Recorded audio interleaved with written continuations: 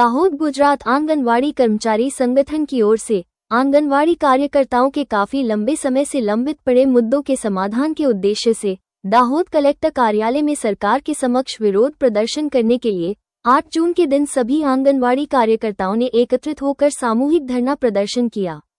इसके बाद कलेक्टर महोदय को एक ज्ञापन सौंपा गया, जिसमें सभी आंगनवाड़ी कार्यकर्ताओं ने भाग लिया था। उन्होंने अपनी समस्याओं को कलेक्टर मैडम के समक्ष प्रस्तुत किया और उम्मीद जताई कि इन समस्याओं का जल्द ही कोई सुखद समाधान निकलेगा। दाहोद से नीलेश डामोर की एक रिपोर्ट।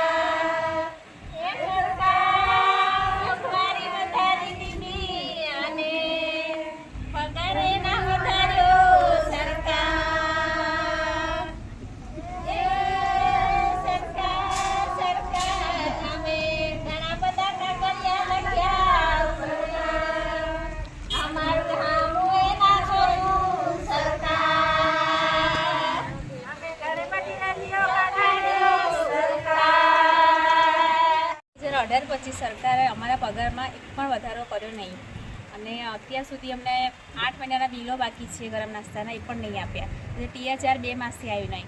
ઘણા કેન્દ્રમાં ચોખા નહીં, તેલ નહીં, પછી ઇન્સેન્ટિવ નહીં આવ્યું આખા વર્ષનું, મકાન ભાડું 2 વર્ષનું નહીં આપ્યું. તો સરકારને એટલી રિક્વેસ્ટ છે, આટલું બધું આપતા નહીં, પછી તમે બધી યોજનાઓ સારી રીતે ચલાવો. અમે કઈ રીતે ચલાવીએ? આમાં તમે ખર્ચો કેવી રીતે પૂરો કરો છો? આંગણવાડી બહેનોના અને જે બાળકોને ભણાવવા માટેનો ખર્ચો કઈ રીતના પૂરો કરો છો? અમારી જો જે સારા ઘરના હોય છે, હસબન્ડ કમાતા એ તો કરી લે છે, પણ કેટલીક બહેનો અમારી છે આની પર જ ચાલે છે. એ બહેનો વ્યાજે બી લઈને ગમે તે કરીને બાળકોને ખવડાવે છે. ભૂખે તો નહીં માતા, ભલે સરકાર પૈસા નહીં આપતી, પણ બાળકોને તો ખવડાવે છે. આગામી દિવસોમાં તમારું હવે શું આયોજન છે?